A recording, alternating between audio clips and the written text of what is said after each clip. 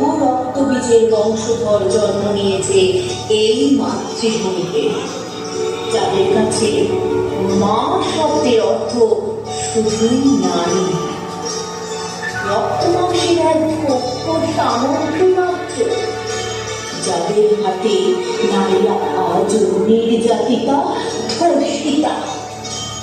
দিকে দিকে আজ উঠেছে কোথায় সেই জননী সকল, যাদের মাতৃজঠরে জন্ম নেবে আমাদের মুক্তিদাতা প্রাণ, যাদের প্রতিরোধের মশালে জ্বলে উঠবে প্রতিবাদের আগুন।